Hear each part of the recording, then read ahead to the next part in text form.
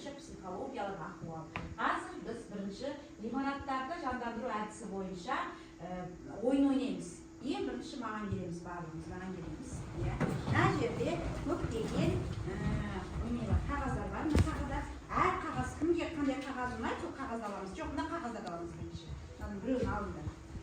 Осының біреуін аламыз, кәне, алыңдар бірден. Бір-бірден аламыз да, орнымызға тұра қаламыз. Алдық па бәріміз? Кім алған жоқ? Жақсы, болды. Ал, біреуін ала ғой. Ал, жақсы, тұра қаламыз. Ал, тұрдық па? Жақсы. Ал, ең бірінші бастаймыз, кәне. Бірінші бастайды кім? Жанай, оқи ғой. Мен электр жүйесімін. Мен электр жүйесімін, электр жүйесі не істейді? Свет береді. Ял телефоны қуаттаймыз, ял телефонымыз отырып қалса қуаттаймыз электр арқылы, жарық береді, яғни мына біз ноутбук, планшет, бәрі отырып қалса не істейміз? Оларды зарядтаймыз, қуаттаймыз. Жақсы, келесі. Інжу, жылдан. Кімін? Мен сәулетшімін, сәулетшімін, не істейсің? Яғни, не істейді сәулетшілер? үлкен ғимараттар. Үлкен ғимараттардың несін салады? Сызбасын салады, сызбасын салады, соны қандай ғимараттар салу керек, соны сызбаны салып сызады, келесі. Мен жылу жүйесімін. Жылу жүйесімін, не істейсің жылу жүйесі? Айта ғой. Үйге журнал кіргіземін. Үйді жылытамын. Үйді жылытамын, яғни мына тұрған батарейдің бәрі не істеп тұр бізді? Кабинетті жылытып тұр. Жақсы, келесі, Жанерке. Мен бөлмемін. Мен ішінде адамдар тамақ жейді, теледидар көреді, ұйықтайды және сабақ қарайды. Тамаша, келесі, Алижан. Мен еденмін. Мен ғимараттарды, үйді, мектепті ұстап тұрамын. Жақсы, тамаша. Келесі, Айзере. Төбемін, мен төбені. Төбе не істеп тұрады біздің басымызда? Төбе не істеп тұрады төбе? Үйді не істеп тұрады? Қорғап тұрады, жауып тұрады, қорғап тұрады, жауып тұрады, төбемізді. Яғни бізге төбеден не түспейді? Суық кірмейді, қар жаумайды, яғни бөлмені жауып тұрады. Тамаша, Сардар. Мен фундаментпін. Мен үйді көтеремін. Мен оны ең бірінші фундамент қойылады, астыға, яғни сен ең бірінші бөлігісің, фундамент мықты болса, үйіміз де қандай болады?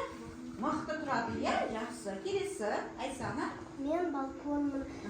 Мен балконның есігін ашып, таза ауаны үйге кіргіземін. Балконнан мен ұзын-ұзын ғимараттарды көремін. Тамаша, жақсы, биік әдемі, келесі, Нұрғиса. Мен қабырғамын. Мен адамдарды қоршаймын. Суықтан қорғап тұрамын. Яғни үйдің қабырғасысын, яғни біз не істейміз? Суық, қар өткізбейміз, жақсы, келесі, Расул. Мен тереземін. Терезеден адамдар Не істейміз? Терезеден не түседі бізге? Терезе керек па бізге? Күн түседі, күннің сәулесі түседі, күннің сәулесі түседі, не істейді?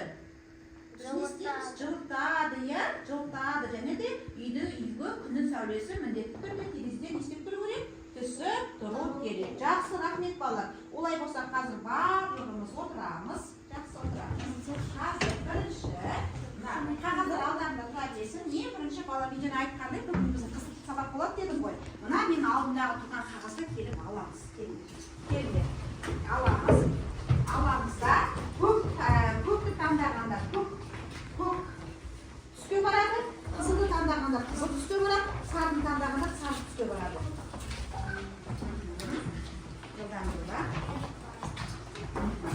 Ал барағатына, кәне барағаламыз.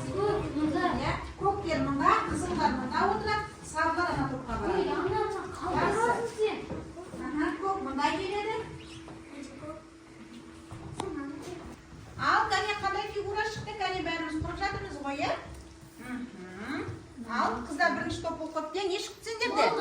Не шықты? Қандай шықты? Не шықты балалар?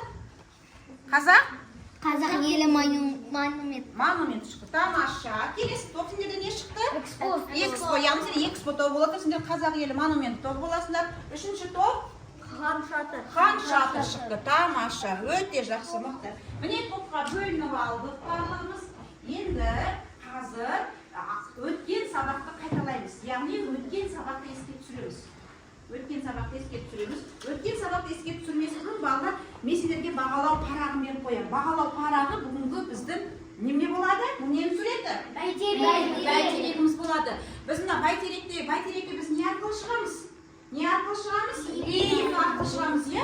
Яғни сол лифт арқылы көтеріліп, біз мына тұрған барлық тапсырмаларды орындап, бәйтеректің ең үстіне шығып, біздің алғашқы президентіміздің не істейміз? Алақанына қолымызды басу керекпіз.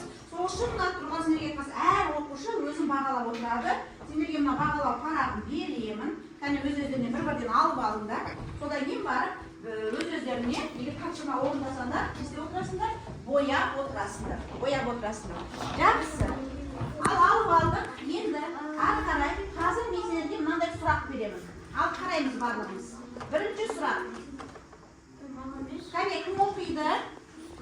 Кәне бірінші сұрақты? Мен оқиын, е? Кәне, ал қараймыз барлығымыз. Жас Ахметтің зеректігіне қызыққан ғалым оны қайда алып кетіп отырған?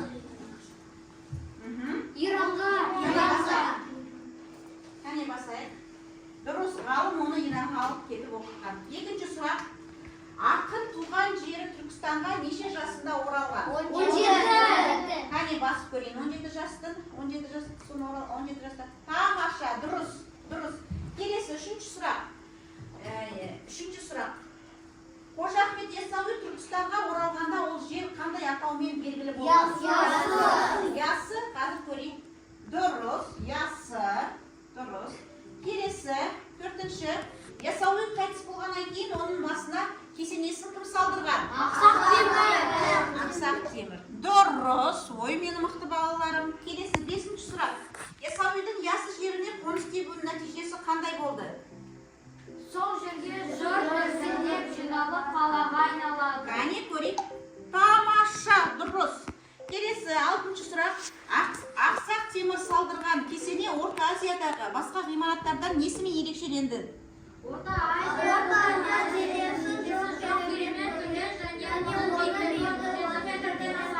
Кәне көрейік. Дұрыс. Орта Азияда теңдесі жоқ, керемет күмбез салынды, е? Яғни оның несі биіктігі 37 метрден асады. Келесі ақырғы сұрақ. Қожа Ахмет Яссауи кесенесінің қазіргі тарихи мәртебесі қандай?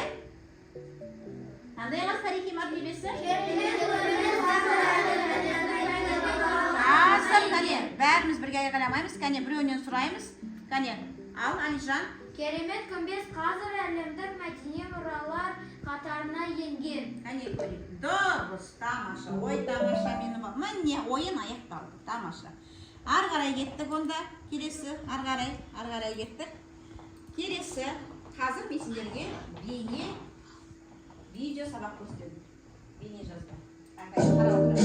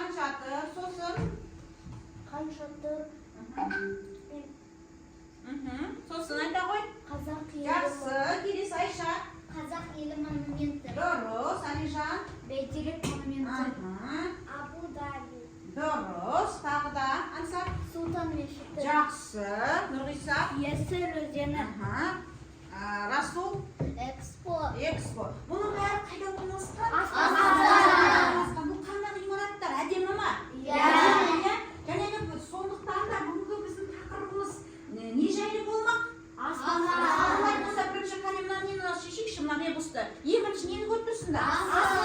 Асық. Асық, ана. Немене қандай сөз шығады?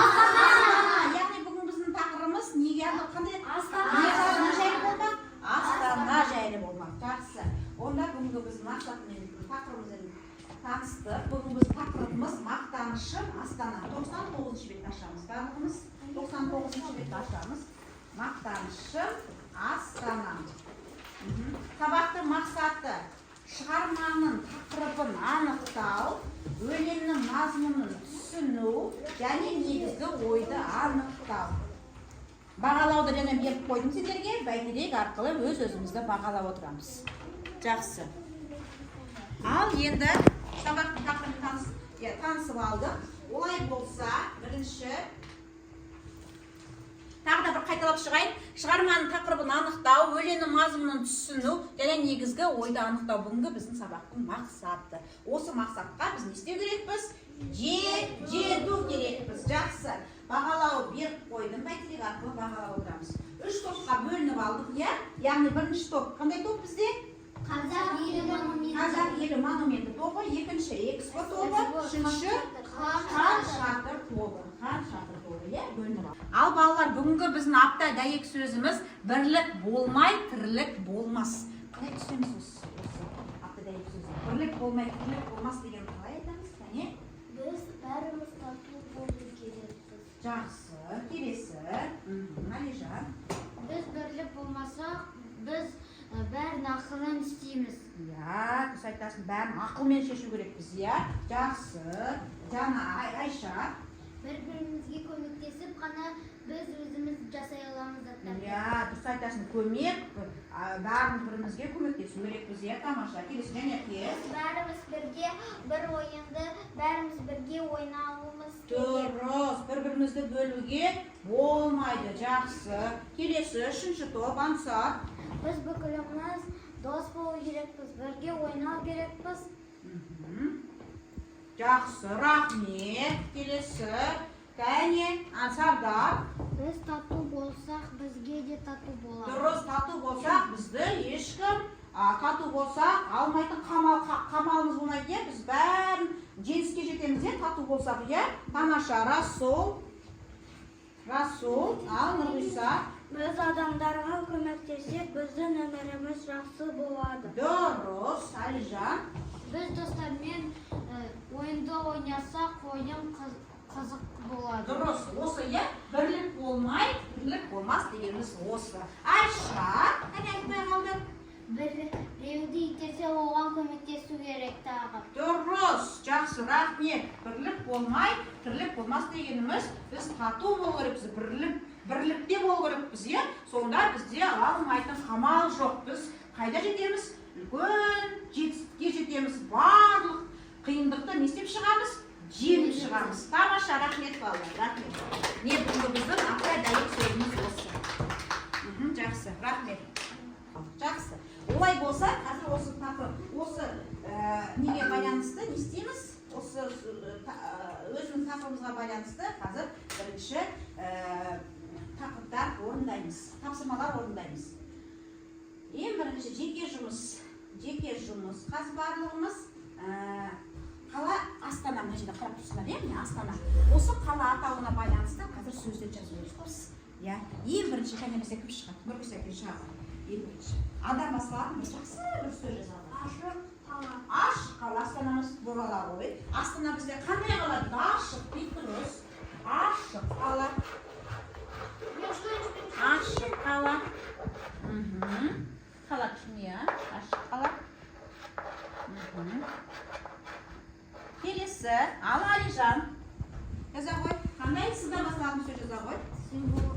Символы бәйтерек. Мәссаған мықты. Символы бәйтерек. Кішкентай ағым жаз, сияқты ағым. Жаз, символы бәйтерек. Симаса, бәйтеректі төменгі жағына жазамыз, е?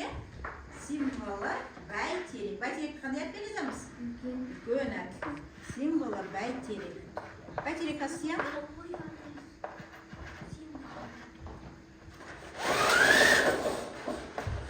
Символы бәйтерек. Бәйтерек. Жақсы. Тамаша. Символы бәйтерек. Келесі тыдан басталатын сөз кім шығар? Сардар келе ғой. Тыдан басталатын сөз. Астана қандай қала? Таза қала. Дұрыс. Таза қала. Қолымсыз кеткен жақсы ма? Таза қала. Таза қала. Таза қала. Қарап отырамыз. Таза қала. Келесі. Ата басылатын шығар. Сардар келе ғой. Ой, Сардар емес. Ансар. Ата басылатын сөз. Қандай сөз? Алтын алқа даласы. Ал, жақсы. Алтын алқа даласы. Жазалым.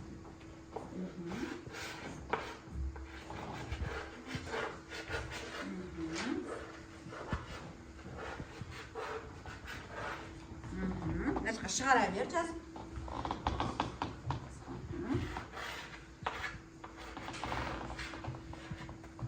Шығара бер.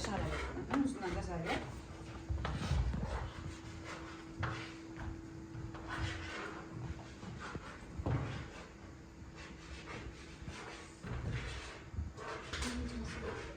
Алтын алқа даласы. Тамаша. Келесі. Нұдан басталатын сөз кім шығады? Нұдан басталатын сөз кім шығады? Қыздар, нұдан басталатын сөзге. Астана қандай қала тағы? Нұрлы. Нұрлы қала. Ал жарайды жаза қой Нұрлы. Жазып қой Нұрлы. Тағы да Амин аяқтайтын кім шығады? Ал Айша сен шығасың. Айша шыға қой. Нұрлы дей сал. Айша шығады. Жылдам. Мына жақтан өтеді. Жылдам тез. Қала. Қандай қала? Астана.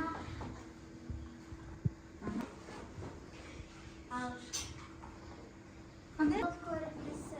Алып деген жазып қойдың иә біз? Алтын қала деп жазуға бола ма? Алтын қаланы ашық. Мен айтайын. Аспаны ашық. Аспаны ашық тас кеттік қой біз. Басқасыны. Алып айналам. Ал жаз. Алып қала дейікші. Алып қала дейді. Алып қаласы. Алып қаласы. Алып қаласы. Алып қаласы. Яғни алып деген үлкен деген мағынаны білдіреді. Яғни биік, үлкен немелер бар. Ғимараттар көп, Астанада өте әдемі қала. Алып қаласы. Тамаша, жақсы. Рахмет, жақсы. Бағалап отырамыз. Ал балалар, Астанаға барғандарымыз бар ма? Жаңа айтып кеткенде мына ненің суреті? Бәйтерек. Кім ба Астанаға барды? Бәйтерекке кім шықты? Ал Айша, кәне қолымызды көтеріп отырамыз, сұраймын. Мен леппен ең үстіне шықтым. Сосын мен бірінші президентіміздің алақанына өз алақанымды қойып, тілегімді айттым. Орындалды ма тілегің? Орындалды, тамаша, жәнеке. Сен бұл бәйтерекке салып сұрақ қойшы, бәйтерекке барған кезде кіммен бардың? Өзің жалғыз бардың ба? Апамен бардың ба? Әлде анамен бардың ба? Апамен бардың ба? Жақсы. Лифтке шыққанда қорыққан жоқсың ба? Жоқ, біздің ең бірінші президентіміздің алақанына өз алақанымды қойып тілегімді айттым. Ең үстіден Астана қаласын көрдің ба? Шықтың ба? Шыққан кезде қарадың ба Астанаға? Қандай қала екен Астанамыз? Әдемі, елден қараған кезде құртыңдай болып көрінеді үйлері, кішкентай болып көрінеді. Жақсы, тамаша. Тағы да, кәне, екінші топ айтты, бірінші топ айтты, үшінші топта кәне кім айтады бізге? Ал Нұрғиса айта ғой. Мен Бәйтерекке бардым. Кіммен бардың Бәйтерекке? Өз отбасымен. Өз отбасымен бардың. Қай кезде бардың? Жаз мезгілінде бардың ба, қыс мезгілінде бардың ба? Жаз мезгілінде бардың, иә? Барлықтарын не істедіңдер? Бәйтерекке шықтыңдар ба? Кісі көп болды ма? Өте көп болды. Айта ғой, ал енді өзің айта қойшы. Біз лифтпен шықтық ең үстіге. Қайтан бірінші президенттің қолына қойдым алақанына. Қайтан тілегімді айттым. Барлық өзінің жанұяндағы адамдардың барлығы айтып шықты ма тілектерін? Бесеусіңдер, бесеулер барлықтан айтып шықтыңдар, Тамаша. Ең үстінен Астананы көрдің бе? Көрдің ғой, Тамаша, жақсы. Рахмет Нұрғиса. Тамаша. Міне балалар, Астанадағы ең бірінші Астанаға барған кезде мен бірінші осы бәйтерекке барғанмын. Жақсы, рахмет балалар. Келесі, енді бірінші қазір естиміз жаңағы жазған Мақтанышым Астанам жазған авторы Ермек Өтетілеу. Бұл кісі 1938 жылы өмірге келіп, 2006 жылы өмірден 1938-2006 жылы 1 қаңтарда Ақмола, қазіргі Астана қаласында туған. Балаларға арналған ең күшті адам, әдептілік, әдемілік, биік үйдің балалары атты кітаптары бар. Баспа және полиграфия ісінің қайраткері, құрмет белгісімен марапатталған. Бұл осы Мақтанышым Астанам жазған автор, жазушысы. Кәне бірінші, қазір мен сендерге оқып беремін. Оқып беремін. Барлығымыз кәне ашып отырамыз. Нешінші бетті ашамыз? 99-шы бет. Кәне сендердің кітаптарына, ортаға қойыңызшы. Ал кәне оқып беремін. Сында отырған Мақтанышым Астанам. Алтын арқа даласы, жасыл есіл жағасы, қанат жайып құлпырған, аспаны ашық қаласы. Болашаққа бастаған, шарықтайды асқаған, ел ордасы отанның, Мақтанышым Астанам. Қызу еңбек қайнаған, алып құрылыс айналам, ғимараттар ғажайып, шоқтығындай бай далам. Батыс, шығыс зергері, үйлескендей өрнегі, Астана алып көрмесі, әсем сәулет өнері. Кәне жазғандай авторы Ермек Өтетілеуұлы. Ал кәне оқып шығайық. Бірінші топ. Кәне, мәнерлеп оқып шығайық, кәне. Сосын бұл не туралы, не жайында соны талдаймыз. Бастай ғой, кәне. Кім бастайды? Жанайым, бастай ғой. Мақтанышым Астанам, алтын арқа даласы, жасыл есіл жағасы, қанат жайып құлпырған, аспаны ашық қаласы. Жақсы, жеткілікті. Келесі, Жанерке. Болашаққа бастаған, шарықтайды асқақ ән, ел ордасы отанның, Мақтанышым Астанам. Айсана. Қызу еңбек қайнаған, алып құрылыс айналам, ғимараттар ғажайып, шоқтығындай байдалам. Нұрғиса. Батыс. Батыс, шығыс зергері, үйлескендей өрнегі, Астана алып көрмесі, әсем сәулет өнері, Ермек Өтетілеуұлы. Ал бала, бұл өлең не жайлы? Кім айтады бала, не жайлы бұл өлең? Астана. Астана жайлы. Астанада не бар дейді? Астана өзен жағасында орналасқан. Есіл өзен жағасында орналасқан дейді. Қанат жайып құлпырған дейді. Яғни Астанамыз қандай дейді? Құлпырған, қанатын жайған дейді. Қанатын жайған деген сөзіміз бағанағы айтып кеткендей, бағана мен сіздерге видео көрсеттім ғой, сонда неше түрлі ғимараттар болды ғой, яғни Бәйтерек монументі, Ақорда президент резиденциясы, Қазақ елі монументі, Тәуелсіздік сарайы, Думан ойын-сауық орталығы, осының бәрі қайда бар? Астана қаласында орналасқан, яғни қанат жайып дегеніміз, бұл қалалардың бәрі сол Астана қаласында, бұл ғимараттардың бәрі Астана қаласында орналасқан. Шарықтайды асқаған елорданың Астанасы қандай қала дейді? Астана. Мақтанышым Астананы яғни не істеп тұр? Астанамен мақтанып тұр. Қызу еңбек қайнаған дейді. Неге қызу еңбек қайнаған дейді? Астанада не салып жатыр? Үйлер салып жатыр. Дұрыс, сәулет өнері мықты, дамыған қала, яғни ол үйлерді кімге салып жатыр? Адамдар, құрылысшылар салып жатыр, өте әдемі үйлерді салып жатыр, яғни Астана алып көрмесі әсем сәулет өнері дегенде, және айтып кеткенде, жаңа айтқандай сәулет өнері Астанада мықты, дамыған. Яғни осы өлеңді біз бүгін өтеміз. Тамаша, жақсы. Енді ары қарай қазір тапсырма орындаймыз. Шаршаған жоқсыңдар ма? Жоқ. Қазір топтық жұмыс. Барлығымыз осы кітапты ашамыз. Мына өлең жолдар берілген, өлең жолдар берілген. Мен сендерге мына бірінші топ, мына екі өлеңді, мына екі шумақты оқып, талдап, маған жасасыңдар. Бұл өлеңдерде не жазылған? Бұл екі шумақта не жазылған? талдап қағазға түсіресіңдер. Кәне ортаға қоя ғой қағазға. Сендер үшінші шумақты талдайсыңдар. Үшінші шумақты талдап, не істейсіңдер? Мына қағазға түсіресіңдер. Үшінші шумақты. Сендер төртінші, ең ақырғы шумақты талдап, мына қағазға түсіресіңдер. Не жайлы, кәне бұл топта талқылайсыңдар. Бұл шумақта не жайлы, соны мына қағазға түсіріп, ақылдасып бір шешімге келіп жазасыңдар. Кәне, Астана алып көрмесі. ақылдасып, не жайлы оқисың, кәне бірімізден сөйлесеміз, кәне. Мына сен отырып кел. Отыра ғой, отыра ғой. Ал, сөйлесеміз, кәне. Ал, талдаймыз. Астана қаласы. Астана қаласы. Кәне, айтып отырыңдар, Айша жазып отырсын. Болсыңдар Айшаға. Ал, 3 минут уақыт береміз. 3 минут уақыт береміз.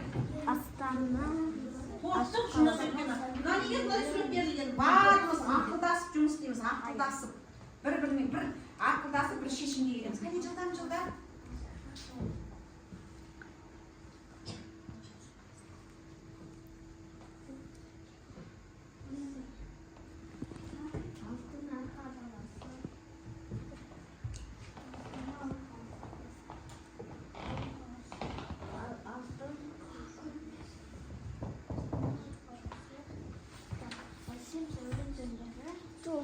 Астана еңбек қайнаған. Бақтан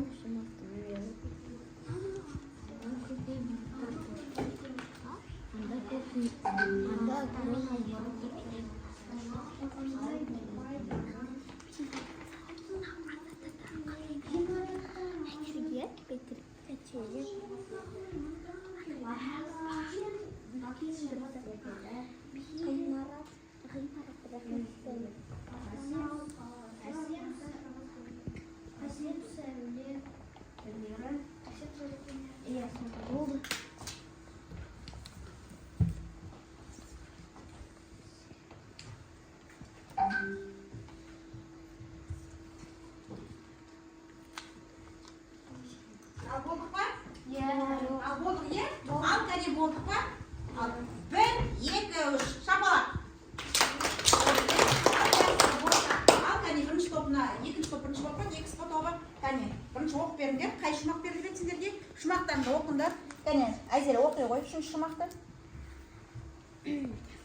Ғимараттар ғажайып. Төртінші шумағы басынан бастап оқи ғой. Қызыл еңбек қайнаған. Алып құрылыс айналам, ғимараттар ғажайып, шоқтығындай байдалам. Жақсы, ал осы шумақта не жазылған? Қалай түсіндіңдер? Астана сәулет өнерін көп істейді. Сәулет өнері қатты, мықты, дамыған, иә? Неге сәулет өнері мықты дамыған? Өйткені ол жақта нелер салынып жатыр? Әлі күнге дейін салынып жатыр. Не салынып жатыр? Мықты, әдемі ғимараттар, зәулім үйлер, иә? Ең биік үйлер қайда салынып жатыр? Астана қаласында салынып. Жақсы. Бірінші топ. Қазақ елі монументі тобы, кәне, оқыңдар. Оқып шығады, сәлекін оқиды. Кәне, ал Айша оқи ғой. Айша сен сөйлейсің ғой. Кәне, оқи ғой. Ал жақсы, және оқып шықтық қой. Ал не бейнеленген, не түсінілер осы екі шумақта? Астанада әдемі үйлер, биік ғимараттар бар. Дұрыс. Қандай өзен жағасында орналасқан дейді? Есіл өзенінің жағасында орналасқан дейді, е? Яғни Астанамен мен не істеймін дейді? Мақтанышым Астанам дегеннен не істеймін дейді Астанамен? Мақтанам дейді, е? Астанамен мақтанамыз дейді. Жақсы. Үшінші топ, хан шатыр тобы. Батыс шығыс зергері өрескенде өрнегі Астана алып көрмесі әлсіз сәулет өнері. Жақсы. Ал қалай қорғайсың? Кәне, не туралында? Не туралы жазылған? Кәне? Астана батыс шығыс зергері. Дұрыс, зергер жақсы дамыған, мықты дамыған, тағы да. Астанада алып көрмесі дамыған. Алып деген қандай мағынаны береді? Үлкен деген мағынаны білдіреді. Көрме жақсы дамыған, яғни әсем сәулет өнері. Яғни сәулет өнері мықты дамыған. Тамаша, жақсы. Шапалақ. Бояп қойыңдар, кәне. Бәйтерек не істеп қоямыз? Тапсырманы кім орындады, кім жауап берді, бояп қоямыз. Тамақ сонда бағалаймын. Бояп қоямыз. Қазір сергіту сәті. Сергіту сәті. Қазір мен сендерге сергіту сәтін қоямын. Bir билеп алайық. Bir билеп алайық. Bir билеп алайық. Наш. Қазір.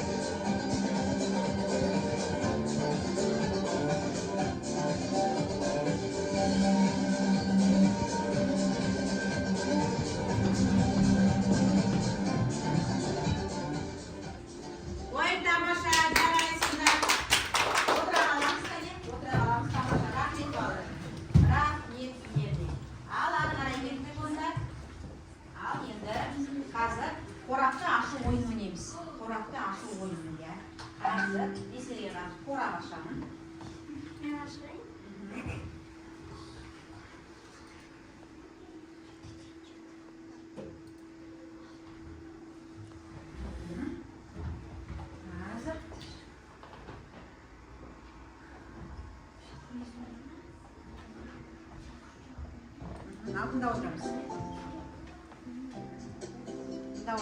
Бірінші. Қай жылы Астана атанды? Айсана. Алижан. 1997 жылы 10 желтоқсанда. Дұрыс па бала? Тамаша. Келесі екінші сұрақ. Астананың бұрынғы атауы?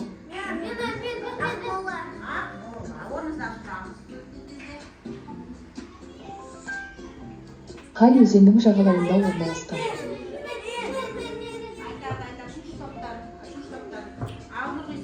Есіл өзені. Есіл өзені, дұрыс. Келесі бірінші топ жауап береді. Бәйтеректің биіктігі қанша метр? Айша. 97.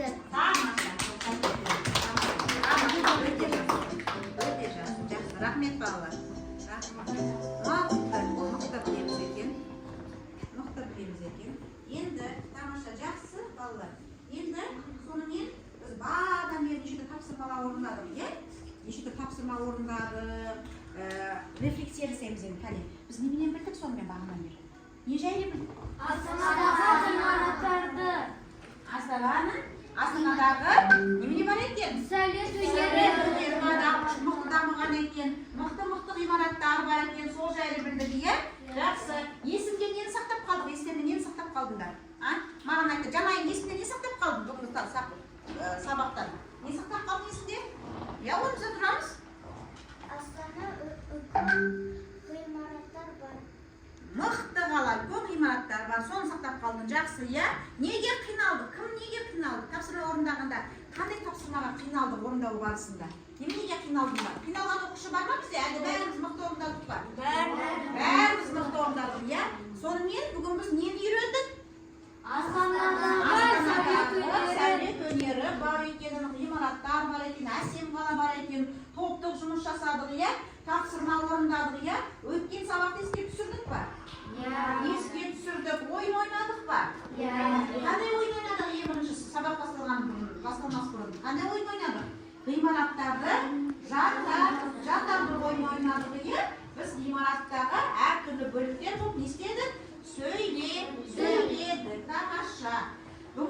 ұнады деп ойлаймын. Қазір сіздерге сұрақ қоямын олай болса.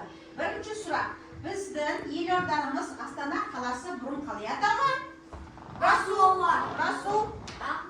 Ақмола. Астана қаласы туралы мәтінді оқығаннан кейін сенің көңіл күйің немесе отанға деген сезімің қалай өзгерді? Алижан? Көңілге өзгерді. Көңілді, яғни жақсы жағымен өзгерді, яғни сенің өзінің Қазақстанның патриоты боласың, өзінің біздің Қазақстанымыз неменеге бай екен? Неменеге бай екен? Неше түрлі ғимараттарға бай екен, өте әдемі қала, біздің Астанамыз, Астана қандай өзен жағасына орналасқан? Айтады маған кім? Інжу. Қандай өзен жағасына орналасқан? Есіл. Шығарманың авторы кім? Айсана? Мен айтайыншы. Айсана? Мен айтайыншы. Айтады. Айселе, Нұрғиса? Ермек өтетілеу. Ермек өтетілеу. Егер сен Астанаға қонаққа келсең, сен ең бірінші қай жерге барып көріп келеді? Қай жерге барғың келеді ең бірінші Ансар? Астанаға. Абу-Даби барғың келеді, Қай тапсырма ұнады? Қай тапсырма ұнады? Қорапты ашу ұнады. Жақсы. Сіздің ойыңызша Астана қаласы неліктен Қазақстанның мақтанышы деп аталады? Қатысып отырамыз сабаққа, сабақ соңында бағалаймыз. Неліктен бүгінгі біздің Астана қаласы Қазақстанның мақтанышы деп аталады? Астана қаласы. Неше түрлі ғимараттар, үлкен үйлер бар. Барса қыдыратын жер бар, неше түрлі жерді тамашалаймыз, барамыз, қыдырамыз, жақсы ғимараттарға барамыз. Ең бірінші барған кезде Астанаға бар, Бәйтерекке барғандарың бар ма? Бар, тамаша, олай болса кәне тақтаға шығамыз. Қазір кім сабақты қалай түсінді, соны бастамыз керек. Жақсы керек. Барлығын түсіндік па? Қолымыз бір-бірден басып, орымыздан басып тұрамыз, Мәссаған барлығын түсіндік па сабақты? Жақсы. Түсінбей, орташа түсінген оқушы бар ма? Жоқ екен, ондай оқушы. Керемет, жақсы. Рахмет балалар, рахмет, жақсы. Рахмет. Орымызға отыра қаламыз. Рахмет.